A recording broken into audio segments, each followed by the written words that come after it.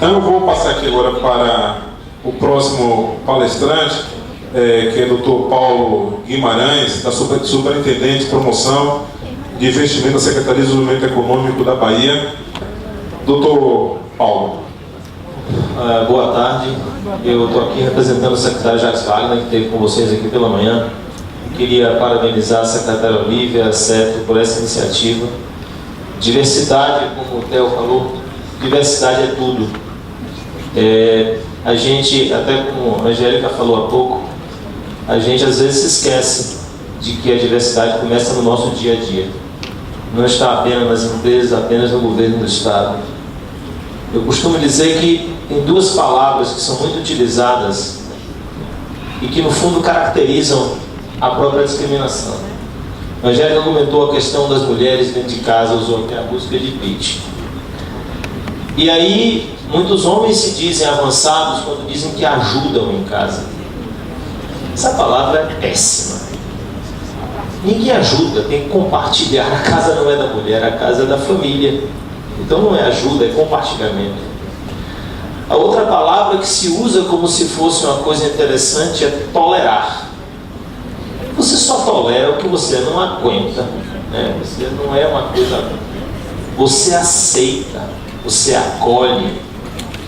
Então, toda vez que alguém disser que ajuda ou dizer que tolera, ele está sendo discriminatório imediatamente.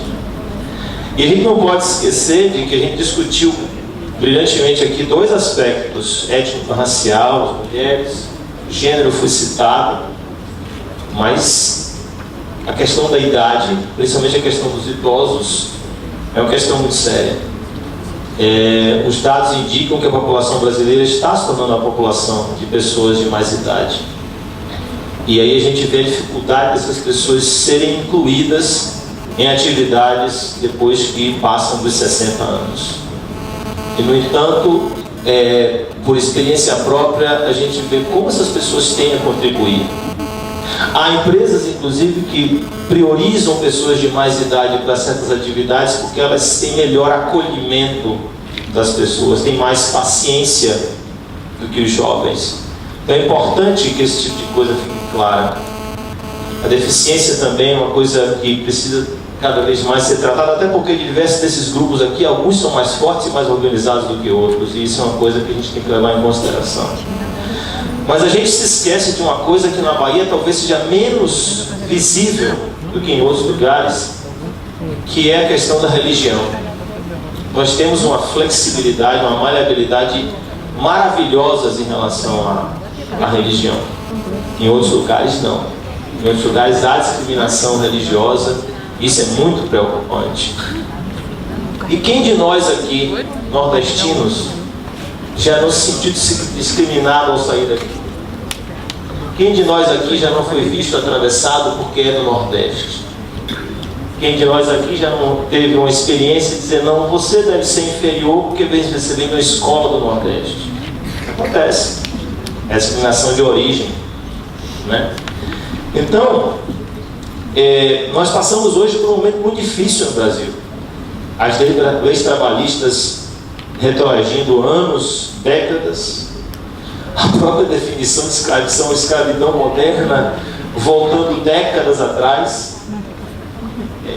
São coisas absolutamente absurdas.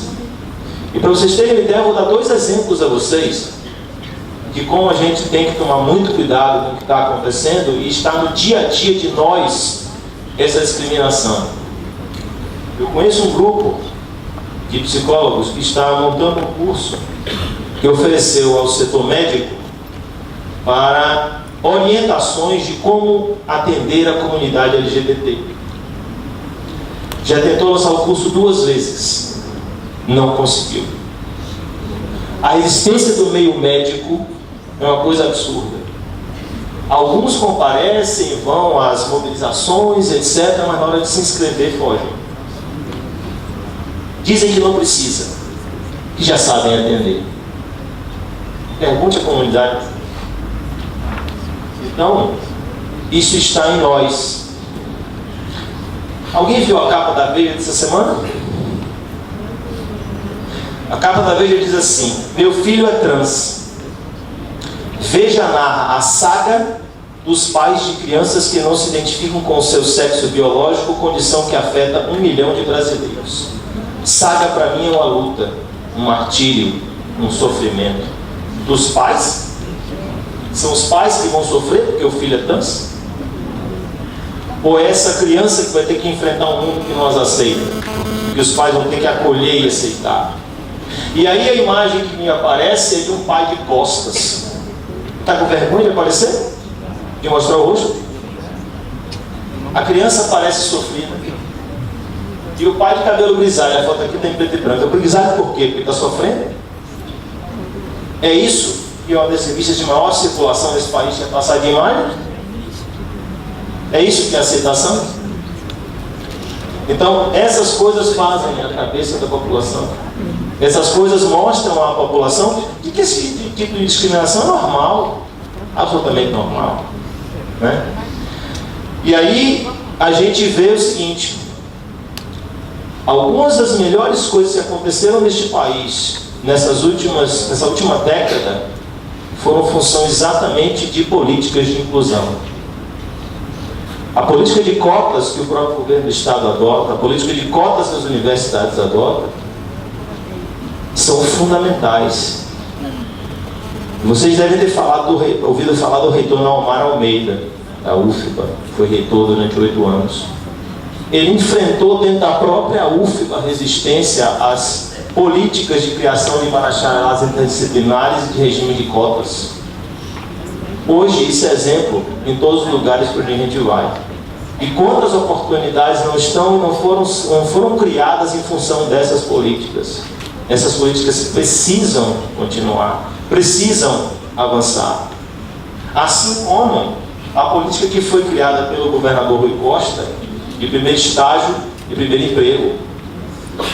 E o que é mais importante é que a gente tem recebido de todas as empresas um abraço muito forte em relação a essas políticas. Nenhuma empresa que quis se implantar na Bahia desde 2015, quando esse programa foi criado, se recusou a aderir ao programa de primeiro estágio e primeiro emprego.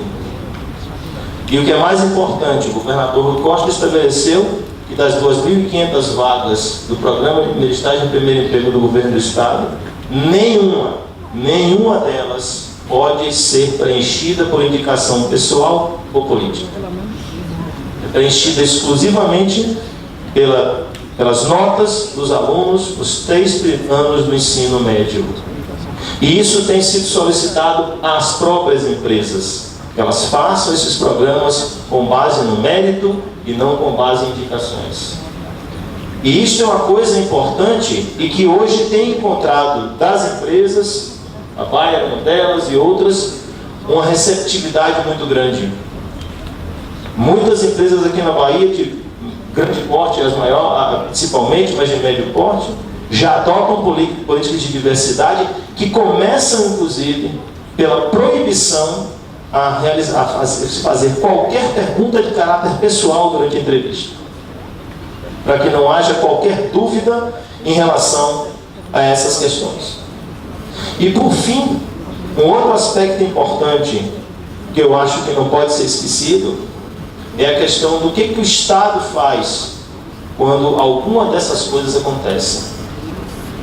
A ouvidoria do Estado tem estado aberta a todo e qualquer tipo de denúncia de discriminação ou de assédio moral e sexual. Nós temos diversos exemplos dentro do Estado de exonerações que aconteceram a partir de denúncias de ouvidoria. Casos, inclusive, de dirigentes de alta patente dentro do governo do Estado.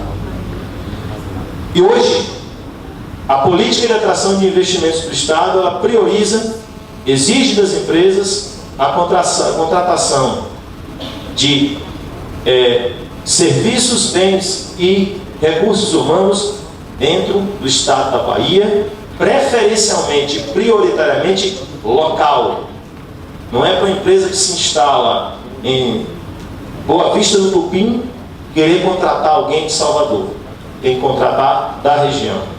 Para isso, conta com o apoio do Estado para a capacitação da população local, inclusive em parceria com o setor privado. E isso é uma outra coisa que o Estado tem feito e tem tido muito sucesso. Fazer parcerias com o setor privado na capacitação de pessoas locais para os empregos gerados na região. Por quê? O governo do Estado tem escolas técnicas espalhadas pelo Estado inteiro, mas não há condição, principalmente no setor industrial, do Estado ter professores capacitados em competências técnicas específicas de determinadas profissões. Então a parceria é que as disciplinas técnicas sejam ministradas por profissionais das próprias empresas. O que é bom para todo mundo, porque é um profissional habilitado, dando competência a alguém que vai trabalhar ou naquela empresa ou numa outra empresa daquele setor, naquela região, fazendo com que a pessoa não precise migrar para outra cidade para tentar procurar emprego. Então, essas são algumas das coisas que a gente tem trabalhado dentro do governo do Estado e que a gente está sempre aberto a receber propostas da CETRE, da população, da sociedade, dos movimentos organizados, para que a gente possa tentar ainda melhorar ainda mais a política do Estado com relação a seu relacionamento com as empresas, fazendo com que as empresas adotem, como já vem adotando, dois vieses que são importantes: sustentabilidade de um lado e diversidade do outro. Dentro do governo do Estado, eu posso falar dentro da minha célula, que é onde eu trabalho, a Secretaria de Desenvolvimento Econômico, isso já acontece. A gente tem um grande número de mulheres, e aí vale se ressaltar a questão da discriminação, como a Angélica falou, da mulher no ambiente de trabalho com relação à remuneração. Isso é presente no mundo inteiro. Dentro do governo do Estado, isso não acontece de modo algum. E, no nosso caso, todas as contratações dentro da Secretaria têm sido feitas com base no mérito de todos aqueles que se apresentam buscando uma oportunidade que ela tenha surgido em função de uma nova demanda. Então, esses são aspectos que a gente leva em consideração, que é muito importante para a gente, mas que, do ponto de vista de políticas estaduais, para garantir a diversidade, qualquer comunidade que tenha propostas a nos fazer, nós estamos abertos a discutir, sendo que, em alguns casos, o que a gente pode fazer é propor às empresas que adotem políticas. Claro que, para isso, elas recebem como contrapartida apoio do Estado, incentivos, etc. Mas, legalmente, a lei trabalhista é de âmbito nacional, portanto, a obrigatoriedade ela só poderia ser feita em âmbito nacional. Por isso eu comentei no início da questão da nossa postura enquanto sociedade, enquanto população, porque nós precisamos exercer a pressão sobre o governo federal e sobre o Congresso Nacional com relação a essas mudanças de leis. E o que tem me preocupado é que nós, como sociedade, estamos muito apáticos. Nós não estamos reagindo a isso. O que está acontecendo é muito sério. As reversões de conquistas que foram obtidas nos últimos 70 anos, 80 anos, é muito sério. E nós não podemos ficar na esperança de que em 2018 consigamos eleger um outro governo com um outro viés e que nós consigamos mudar tudo.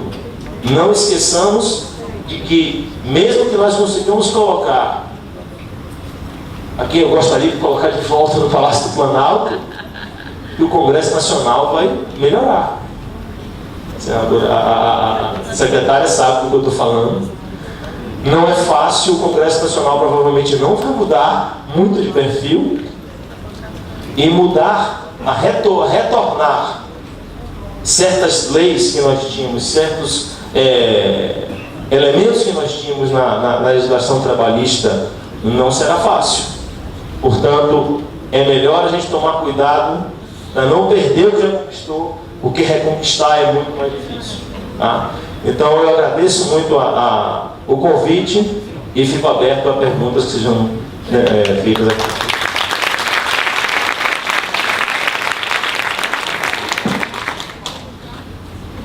Obrigado, doutor Paulo.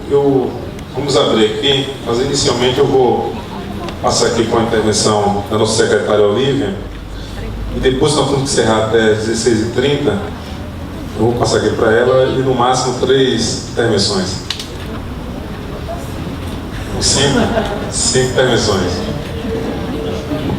Vou falar rapidamente.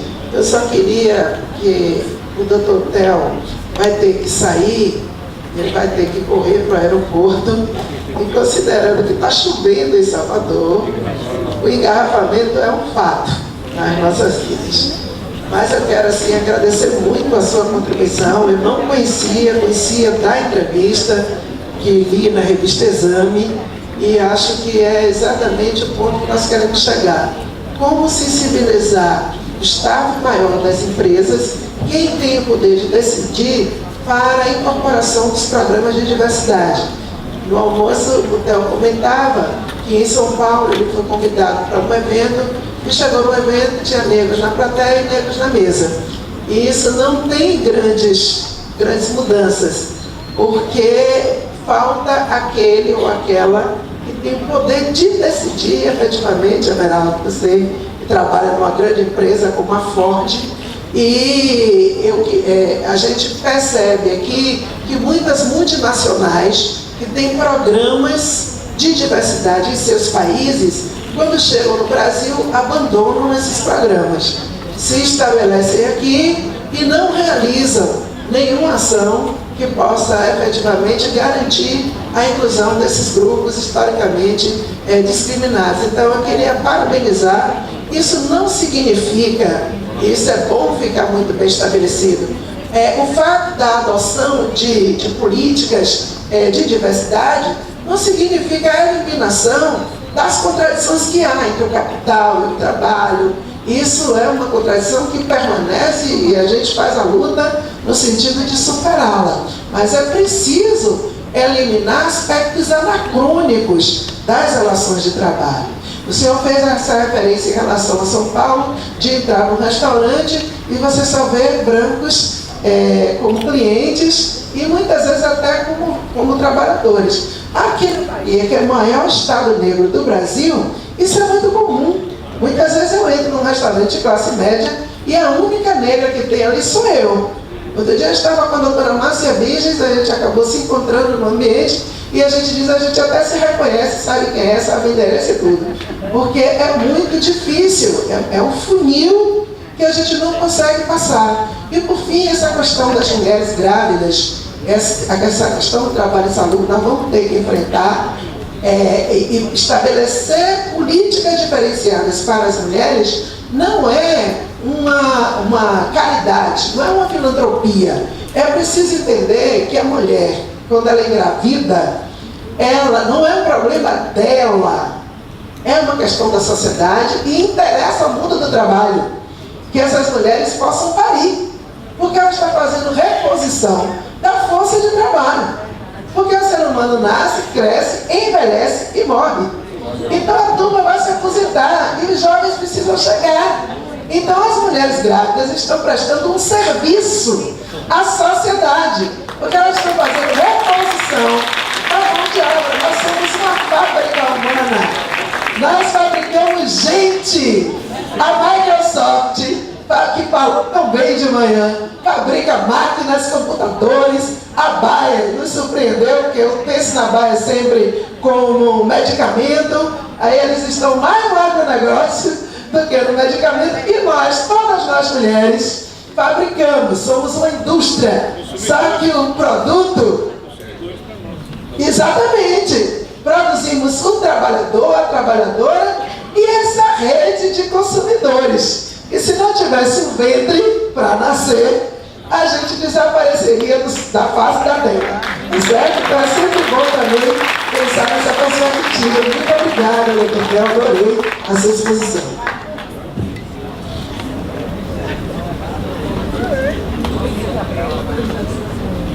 Boa tarde a todas e a todos. Ô secretária, eu não sei se eu ainda continuo dando risada ou se eu falo, mas enfim, eu sou a Anaildes, eu estou aqui em nome da Central Única dos Trabalhadores, a CUT, coordeno o coletivo de trabalhadores e trabalhadoras com deficiência. E a questão do Fórum de Diversidade me retrata mais, mas assim, potencial a discussão do LGBT, a questão racial, a questão da mulher. A questão da pessoa com deficiência, ela ainda fica muito apática em todas as discussões. Apesar que a gente vem numa luta constante de sair da condição de coitadinhos para ser pessoas de direitos, né? Pessoas de igualdade de direito, de condição, e a nossa luta é essa. Aí, da Constituição de 88 para cá, a gente está nessa loucura de tentar mostrar para o mundo que se alguém der oportunidade, eu serei tanto quanto produtiva, tanto quanto outras pessoas, né? Aí tem uma frasezinha linda que a gente vê por aí no mundo todo falando da questão de igualdade de oportunidade. O que é de fato essa questão de igualdade de oportunidade? Será que para a pessoa com deficiência isso é um tema que já está bem definido? Como é que se dá a igualdade de oportunidade para mim, mulher de periferia, cadeirante, que só não tem o cabelo duro porque a química fez amolecer um pouquinho porque os braços não aguentam pentear, né? Que igualdade de oportunidade é que está sendo pensada para mim? Aí a gente vai para o mercado de trabalho. A gente tem hoje mais de 700 mil pessoas com capacidade laboral de ir para o mercado de trabalho. E aí a gente sempre vê alguém dizendo, poxa, eu não consigo cumprir a lei de cotas, eu não consigo cumprir a questão da empregabilidade porque a lei me obriga. E aí, por que não consegue de verdade mesmo? Hoje a gente tem 64% das pessoas que estão no mercado de trabalho com segundo grau ou mais, né? Segundo grau ou superior. E a maioria dos empregos que são dados para as pessoas com deficiência são subempregos. E aí, que igualdade de oportunidade de verdade é essa? Que alguém tem que olhar para mim primeiro enquanto cadeirante, né? Mulher cadeirante da periferia, para depois me olhar como uma profissional de fato que sou. E aí, tem uma pesquisa que foi feita no DF, 2009-2010, que entre as barreiras para a pessoa entrar no mercado de trabalho está, em primeira escala, a barreira atitudinal. E depois é que vem a barreira arquitetônica. A barreira atitudinal hoje é maior, é 61% das barreiras que impede ou que faz com que uma pessoa com deficiência entre no mercado de trabalho. E aí a gente ainda ouve, senhores, e aí, doutora Angélica, eu peço socorro nessa defesa sempre quando a senhora estiver por aí, por esse mundo todo, é que pessoa com deficiência não quer trabalhar não, porque não quer perder o BPC, e a realidade não é essa. Inclusive, uma pesquisa feita também no DF, é a única referência que eu tenho hoje, estatístico mesmo, inclusive o GES ajudou nessa pesquisa, é que 37% das pessoas querem ir para o mercado de trabalho. E aí, que discrepância é essa de pesquisas que a gente não consegue se compreender entre trabalhador, entre movimentos da sociedade civil, entre o mercado de trabalho, entre as políticas de trabalho? Tem alguma coisa aí nesse meio que a gente precisa definir. E eu acho que é essa questão da igualdade de oportunidade que ainda não está bem definida. A igualdade de oportunidade tem que ser pensada como mentor para a diversidade.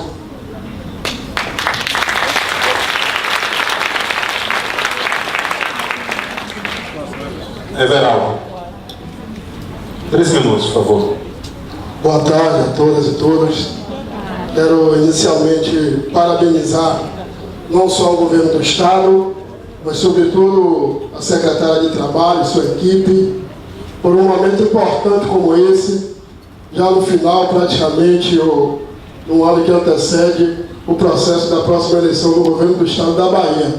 Portanto, é um momento importante para debater um tema que vem trazendo grandes impactos, principalmente a classe trabalhadora brasileira, sobretudo as mulheres, a juventude e o povo negro do nosso país. Eu sou Everaldo, como foi dito, sou representante do Sindicato dos Metalúrgicos de Camaçari e também represento o coletivo da Frente Antirracista, tanto do Movimento Negro como da Central dos trabalhadores e trabalhadoras do Brasil. E debater um tema de perspectiva como esse, eu penso que nos remete, inclusive, ao próprio movimento sindical, fazer uma discussão bem mais aprofundada, porque o Estado, através do governo, ele vai criar, estabelecer alguns mecanismos, mas o movimento sindical, portanto, ele precisa ter uma atuação mais contundente, sobretudo no interior do chão de fábrica, inclusive para combater o racismo que está instituído ali, porque o capital ele vai se alimentar, a ideologia que ele defende é a alimentação do racismo no ambiente do trabalho. Então, quando o representante da Baia traz aqui essa perspectiva da empresa dele, a Alemanha, né? A empresa Alemanha, eu quero acreditar que no mundo dele, no qual ele falou, de fato existe uma realidade, porque aqui na Bahia, nas indústrias, a gente vê completamente diferente. Eu sou, por exemplo, eu sou funcionário de uma montadora norte-americana que é a Ford, com 12 mil trabalhadores. Eu sou sindicalista, fiz parte da fundação da montadora e fundei aquele sindicato. Mas o racismo lá está estampado a todo momento. Quando eu entro na área de recursos humanos, eu vejo um tapete do filho de gangue, na área de RH. Quando eu chego no refeitório, a parte de nutrição, também só vê pessoas brancas. Agora, quando eu desço para o chão de fábrica, para a área da limpeza, é claro que é trabalho digno. Quando eu desço para a área de operacional, a maioria são todos negros e negros, porque aquelas pessoas não tiveram oportunidade, porque um dos critérios para garantir a ascensão dos trabalhadores, infelizmente, é a cor da pele, sim. E o capitalismo age dessa forma, onde na maioria das vezes tem até apoio do Estado. O braço forte do Estado é quando o representante da Secretaria Econômica fala que o movimento social, o movimento sindical está apático. Nós não estamos apáticos, nós estamos nas ruas o tempo todo, estamos fiscalizando, estamos fazendo movimentação. E, inclusive, quando a gente realiza algumas ações aqui no nosso próprio Estado, infelizmente, vem a repressão do braço forte do Estado para impedir que o sindicalista faça determinada movimentação. Portanto, eu quero finalizar parabenizando a secretária Olívia, que é trabalhadora, é mulher, é guerreira, e que a partir desse momento, não tenho dúvida de que nós vamos avançar para que possamos garantir muito mais empregos para homens e mulheres, sobretudo negros e não negros. Um forte abraço, muito obrigado pela oportunidade. Próxima, Luísa. Boa tarde, está funcionando? Tá. Então, vou. Eu estava aqui, as apresentações de manhã foram quase que palestras também magníficas, e essa mesa foi excelente. Quero parabenizar a Angélica, que eu já conheço, e o senhor, como é o seu nome? Eu me reportei a 1980, jovem, recém-chegada de Brasília, com a cabeça mil, acabara de ficar sem andar, e não entendia aquele universo discriminatório, porque a gente não andava a performance corporal e todas as portas se fechavam.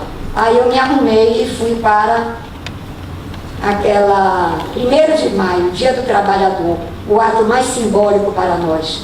E lá o Javier Faia, quem lembra dele, me subiu no colo para falar pela primeira vez no palanque público. Fui longe. E lá eu falei sobre a cidadania só é exercida plenamente se houver tripé: educação, saúde e trabalho. E que nós, pessoas com deficiência, nos achávamos um ser estranho. Todos os lugares, o transporte coletivo, os banheiros, a cidade de Salvador, que já tem aquele título de ser cidade antiga, e nessa luta incansável. O que é que eu quero dizer? Hoje, 2018, tudo permanece como antes. Empregadores, o que fazem?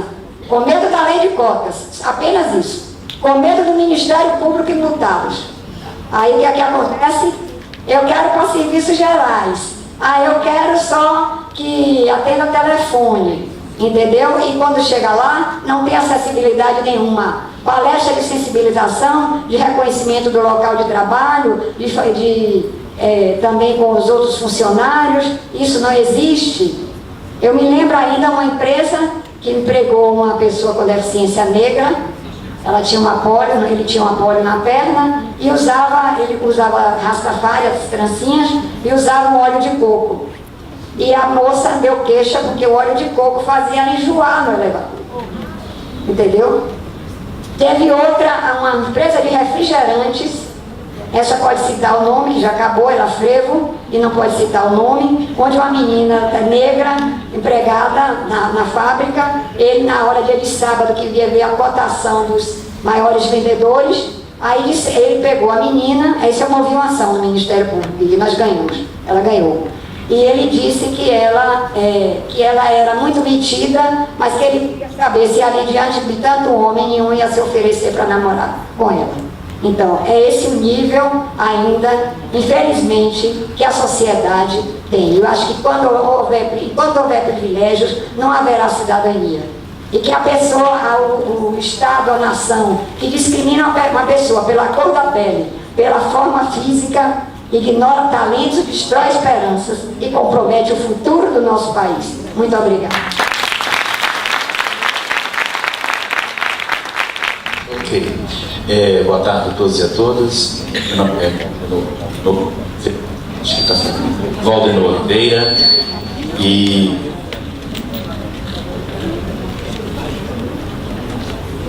estamos representando o Conselho Estadual dos Direitos da Pessoa com Deficiência, no qual estamos atualmente na presidência, ocupando a presidência.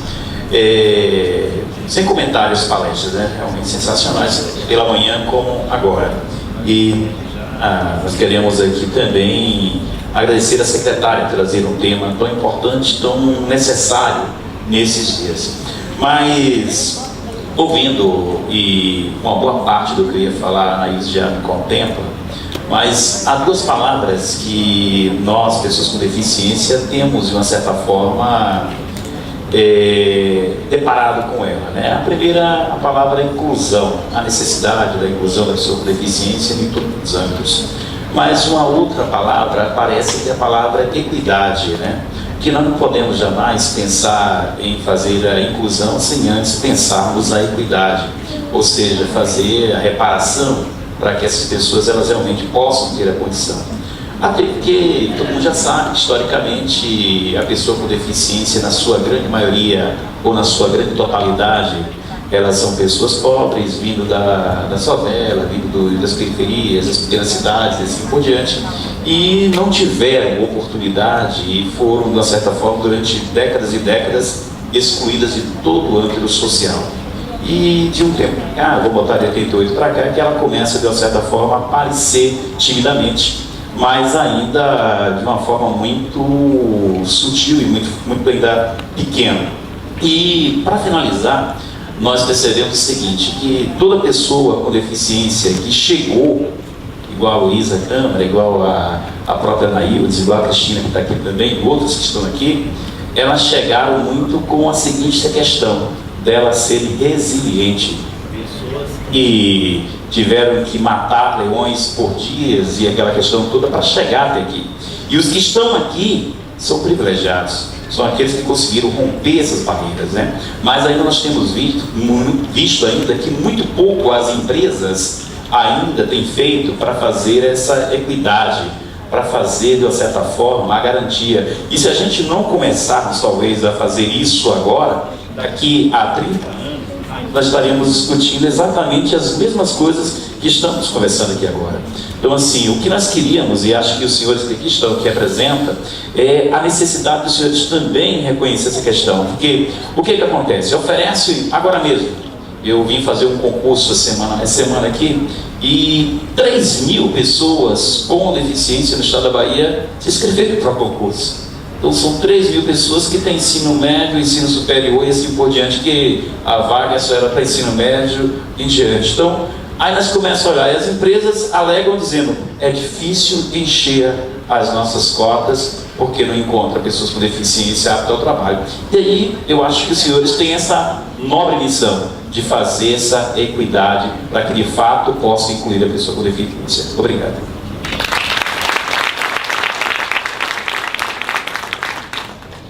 Obrigado, eu vou iniciar agora aqui com a mesa, reiniciar com a mesa para fazer a resposta, comentar, né, as falas e também já fazer as considerações finais. Nós já estamos aqui no adiantado da hora, então vou passar aqui inicialmente para o doutor Theo Vanderhoek.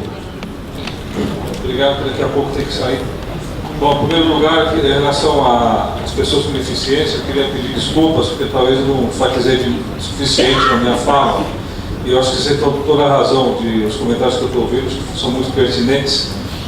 Na empresa acontece um pouco disso também. Eu faço cafés da manhã, às vezes, com os empregados, e em algumas ocasiões eu tive também com os deficientes. E o comentário que eu escuto é que eles não estão na baia só para cumprir cota, né? Que eles querem fazer carreira. E isso é evidente que tem que ser assim, tem que fazer carreira. E muitas empresas estão criando vagas para preencher cota e deixam uma vaga lá, com a cota preenchida e acabou, né? E isso é uma coisa que eu pessoalmente estou batalhando contra isso, porque obviamente tem pessoas que efetivamente têm um tipo de deficiência, que você não pode esperar uma grande carreira, mas ela pode ter um trabalho digno e tal. Mas tem pessoas também, hein? Ela pode ir se empreender. Claro, não, além disso. Tem pessoas que têm muito potencial, tem pessoas autistas, por exemplo, que também podem ser encaixadas no ambiente de trabalho. Eu acho que tem de tudo, né, nesse meio, e você tem que desenvolver também. Nós temos parcerias com a Senai, né, em São Paulo, para desenvolver pessoas, jovens aprendizes, alguns também com deficiência, que a gente tenta também encaixar no mercado de trabalho e também oferecer para outras empresas. Mas continua sendo aquilo que eu comentei também, em relação a qualquer tipo de diversidade.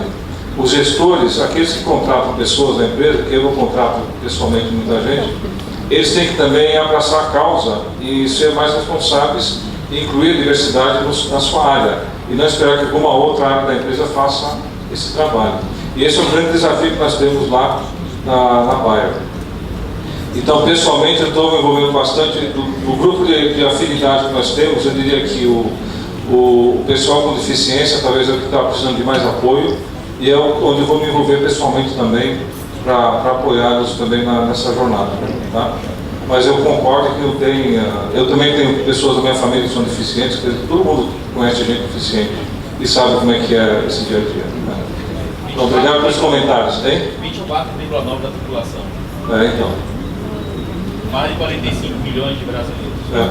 Eu só tenho uma pergunta, porque alguns tipos de atividade, algumas empresas têm tipos de trabalho onde você pode encaixar com maior facilidade pessoas com deficiência que outras. Por exemplo, nós temos muitos vendedores que têm que andar de carro, circular o país inteiro. Eu não sei se aí fica mais difícil. Tem empresas que têm, por exemplo, somente escritório e faz tudo pelo telefone. Eu não sei. Talvez é um preconceito meu, não sei. Hein? Já fui vendedor, né? Mas enfim, essas são barreiras. Não, a tecnologia assistiva hoje nos brinda com muita facilidade. São 9 inteligências, uma só motora tem muitos deficientes que não são físicos. É verdade, não sei. A maioria também, o grande número, não são físicos, que estão ali esperando uma oportunidade também. E temos pessoas também na barra com deficiência, mas que não querem assumir a deficiência. Com certeza. Temos esse desafio. Temos uma moça que era quase cega, mas ela faz questão de não fazer parte da cota. Então, é um desafio que nós temos, né, na própria empresa. Mas é direito também. Hein? É direito também. É direito, né? Tá bom. E temos uma área também que fez o curso para poder se comunicar com uma pessoa que não sabia ouvir e curso de Libras, né? Tem uma área, né, que fez um curso também para poder se comunicar com a mulher. Muito obrigado.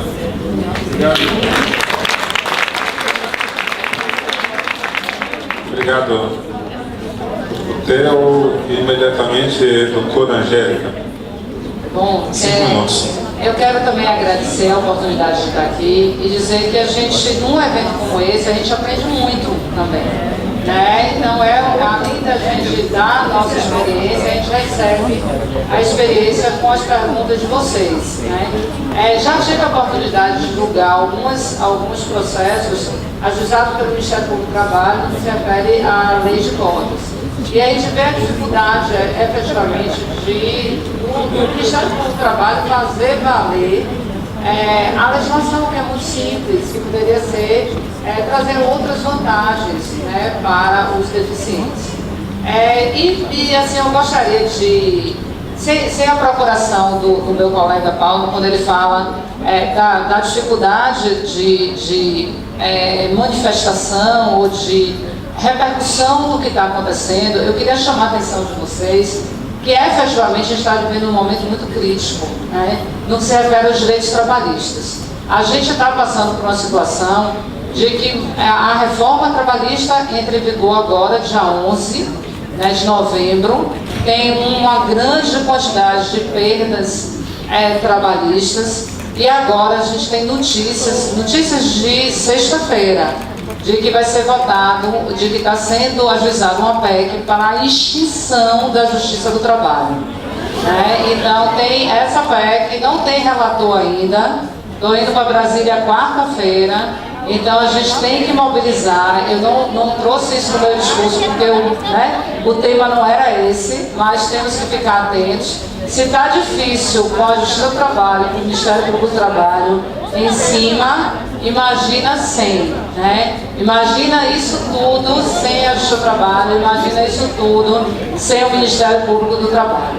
Então eu peço a vocês atenção a essa situação, fique atento às informações, ao que for passado pela mídia em geral, que isso vai chegar, não vai ser eu que vou ter, a reação dos juízes vai ser dentro da nossa categoria. Vamos estar lá reagindo, toda semana eu estou lá, já estou muito conhecida no Congresso, de tanto que eu vou lá lutar contra a reforma trabalhista, lutar contra a diminuição dos direitos dos trabalhadores, mas essa PEC é muito maior que isso tudo. É pela extinção e pela junção da Justiça do Trabalho, ou a Justiça Federal ou a Justiça Estadual, mas deixar de ser uma justiça especializada.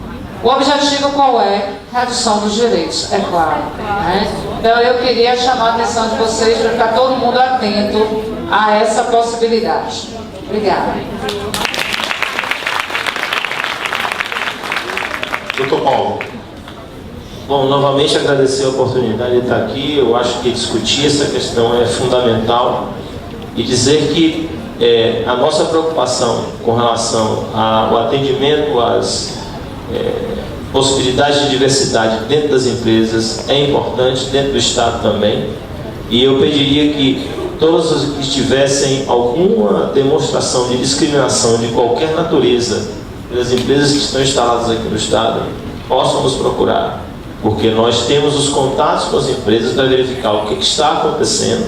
Nós temos sido contactados algumas vezes por sindicatos que estão com problemas com algumas empresas, mas mais no sentido geral de questões trabalhistas, e temos conversado com as empresas e com os sindicatos a respeito.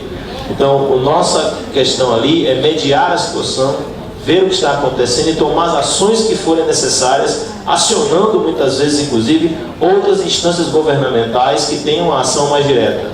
Mas nós é que temos o contato muitas vezes mais próximo com essas empresas, então nós precisamos saber do que está acontecendo, seja nas empresas, seja dentro da própria secretaria onde nós estamos, que sempre pode acontecer, para que nós possamos tomar as ações. E sempre dispostos a receber propostas da comunidade, dos movimentos organizados, para que possamos discutir, aí vamos ter que discutir com o governador, com outras secretarias, como a CETRE, a possibilidade de estabelecimento de políticas públicas, como foi o caso do primeiro emprego e primeiro estágio que o governador estabeleceu em 2015. E fico à disposição para vocês, a CETRE tem aqui os meus contatos, se vocês quiserem, fiquem à vontade, vão ter contato comigo. Obrigado. Nós agradecemos, portanto, a doutor Theo Vanderloo, doutor Paulo Guimarães e doutora Angélica Melo Ferreira. Vamos fazer um intervalo agora de 15 minutinhos para o coffee break. Agradecer a presença de todos vocês. Aqui eu estou vendo a turma do projeto, do programa Qualifica Bahia. Tá certo, tem essa oportunidade. E em 15 minutos nós retornamos.